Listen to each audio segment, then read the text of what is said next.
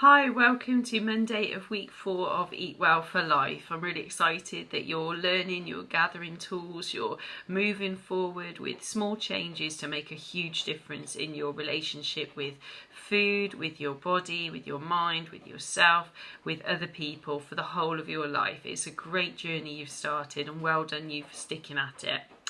So we've gone through the basics tool from Lynn Rossi, and we've looked at breathing, assessing and slowing down was the focus for last week. So you looked at mindful eating, which is also known as intuitive eating, just to make that point if you've heard it called that also.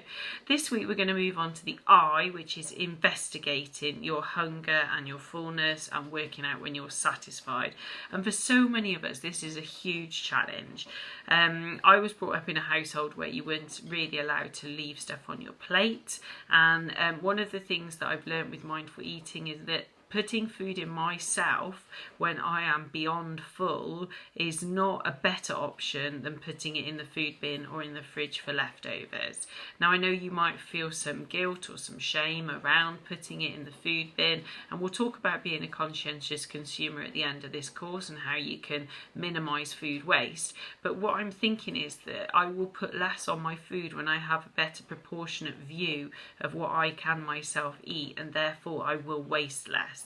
So going forward, it is a good step in the right direction to stop eating and leave that food. You are not a human waste bin. You don't deserve to be treated as such. So it's bringing that kind, compassionate respect to our bodies and our minds. So that's my personal story. It can be really challenging this week, looking at investigating what hunger means for you and what fullness means for you. It can be something that we've been disassociated from for a long time.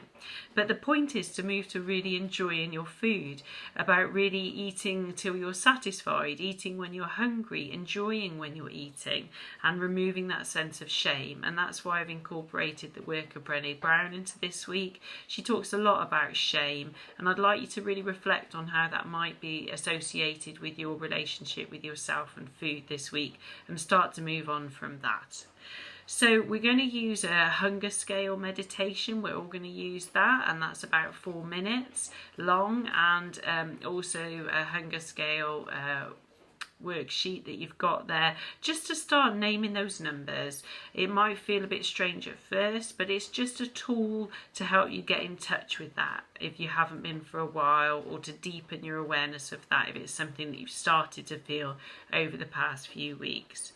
In the deeper still option, we've also got a transactional analysis worksheet, because it may be that you were told exactly what I was told growing up, that you weren't to leave stuff on your plate and that was a waste and that was bad. And I know I've said it to my own kids a few times, so I'm not guilt-free of that.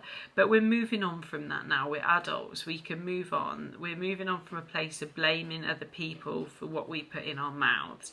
We're going to take sole responsibility, 100% responsibility from that, and be in the adult position of taking control and using that internal self-regulation to decide what we want, when we want it, how much we want, and really enjoy what we're eating. So if it's particularly challenging for you this week, please reach out to me. That's what I'm here for. Or use the Facebook group, because you won't be the only one, and sometimes the question you're asking is really going to benefit other people. So eat well this week, enjoy it, and share your learning. Thanks then, bye.